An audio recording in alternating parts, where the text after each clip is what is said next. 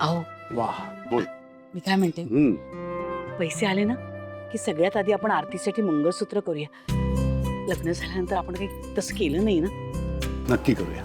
आणि मग गृहलक्ष्मीसाठी मोठी घरघंटी. अगं म्हणजे काय, नक्कीच घेऊया. व्यवसाय वाढवायचा आहे आपल्याला. आणि आपल्या भावनाच्या होणाऱ्या बाळासाठी पण एक गिफ्ट, म्हणजे एक पॉलिसी काढूया. लक्ष्मी, ही उत्तम कल्पना आहे तुझी. म्हणजे जेव्हा बाळ 18 वर्षाचं होईल ना तेव्हा त्याला गिफ्ट मिळेल. हा ए बाळा ये ये. बस बस बस ये रे, बस बस बस. अगं सांगतो, धीर धर जरा.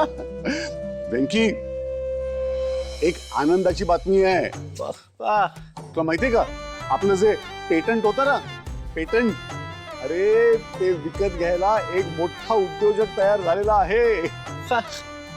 विकास रावराणे असं त्याचं नाव आहे. तुला माहितीये त्याचे किती पैसे मिळणार आहेत आपल्याला?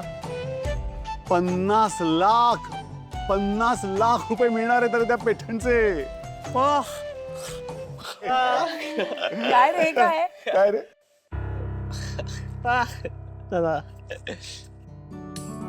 आजचा दिवस खरंच खूप छान आहे. ते गेले काही दिवस इतके काळजीत गेले माझे, म्हणजे सिंचन हरीशचं भांडण, भावनावर केलेले आरोप.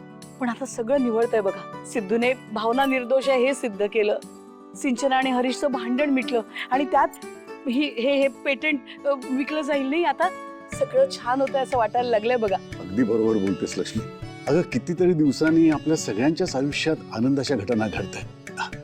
मला वाटतं या निमित्तानं अंगत पंगत झालीच पाहिजे. अगं की अंगत पंगत. योग्य निर्णय. लक्ष्मी, पेटंट बद्दलचा निर्णय रावराणे साहेबांना कळवून टाकतो लगेच. हा, कार त्यांचं काय ग? हा बोल ना. पण त्यांना भेटायला जाल ना तेव्हा वरद आणि वीणाला पण घेऊन जा. काय ह्या सगळ्यामध्ये वरद पण आहे ना. अगं नक्की घेऊन जाणार, म्हणजे काय.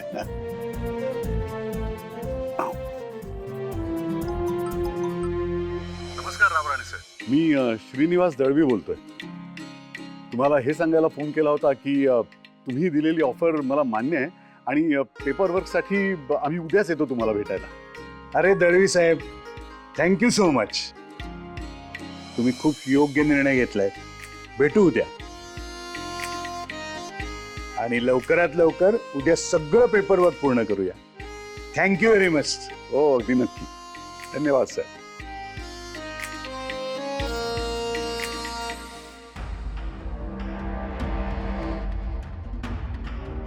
हॅलो, अरे दळवीची डील फायनल झाली. हो, चांगला मासा गळायला लागलाय. आता आपली चांदीच चांदी. लगेच फॅक्टरीचं काम सुरू करा. अरे सध्याच्या दिवसात ना लोकांना गॅस मिळतोय, ना पेट्रोल, ना डिझेल. अशा या मंदीच्या काळात एकदा का ते सोलार एनर्जीचं पेटंट आपल्याकडे आलं ना, आपण खोऱ्यानी पैसे उडू. कोट्यवधीत नाही, थेट अब्जावधी रुपयांमध्ये व्यवहार करायचा आपण. अब्जावधी.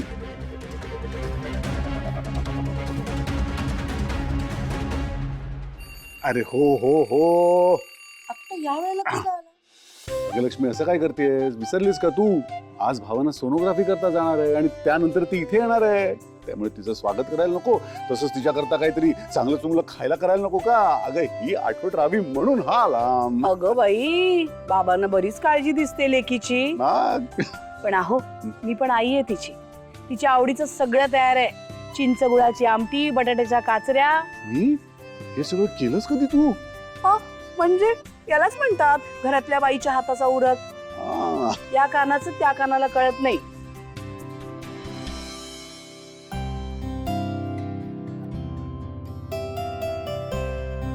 हो ना. उठ. सिद्धिराज, आपण इकडे इकडे कसे आलो? म्हणजे तुमचा आईवरचा राग गेला? नाही, राग नाही गेलाय अजून, पण मला कळलं की तुला काकूंना भेटायची इच्छा होती म्हणून आणले. जा तू भेटू नये. मी थांबलोय गाडीचं.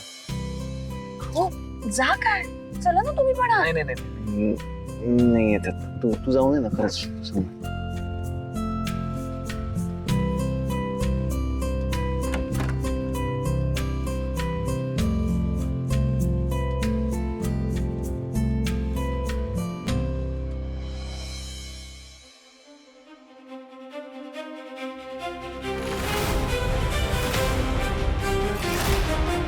जानू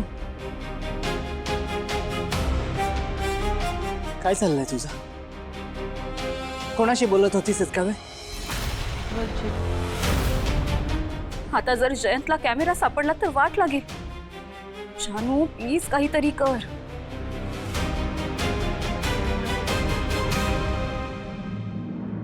जयंत सर, मी सांगू का तुम्हाला काय झालंय नक्की? मला ना सकाळपासून सारखे स्पॅम कॉल्स येत आहेत. म्हणून मग मी आता कस्टमर केअरला फोन केला आणि त्यांना सांगितलं की माझ्या फोनवर do not disturb he service activate करा. तर ते म्हणाले हो आम्ही केली आहे. पण तरी स्पॅम कॉल्स थांबतच नाहीयेत, सारखे येत आहेत. मला ना खूप कंटाळा आलाय, म्हणजे ना मी वैतागले आता या सगळ्याला. आपण एक काम करूया ना जानू, आपण तुझं सर्व्हिस प्रोव्हायडरच चेंज करूया. हॅलो, हां हां बोला. नाही ॲक्च्युली मी तुम्हाला तेच सांगत होतो, त्या प्रोजेक्टबद्दल डिस्कस करूया. थोडा डिले करता येईल का आपल्याला? सुटले. पण जर का जयंतला संशय आला असेल तर तो इथे नक्की चेक करणार. नाही जानू नाही, कॅमेऱ्याची जागा बदलायला हवी, नाहीतर वाट लागेल.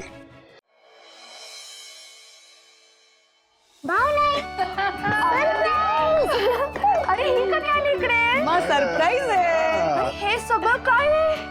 आनंदीने केले बरं सगळं तुझ्यासाठी.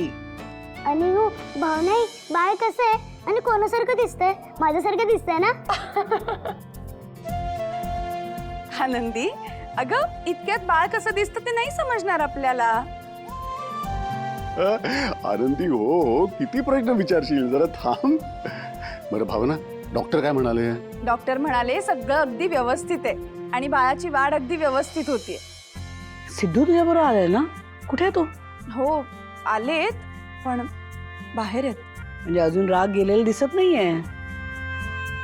लक्ष्मी, मी त्याला घेऊन येतो घरी. नाही नाही थांबा. जावई बापूंना घराच्या आत कसं आणायचं ते आम्हाला चांगलंच माहितीये. काय आनंदी? सिद्धू बाबाला घराच्या आत आणण्याचा प्लॅन सुरू.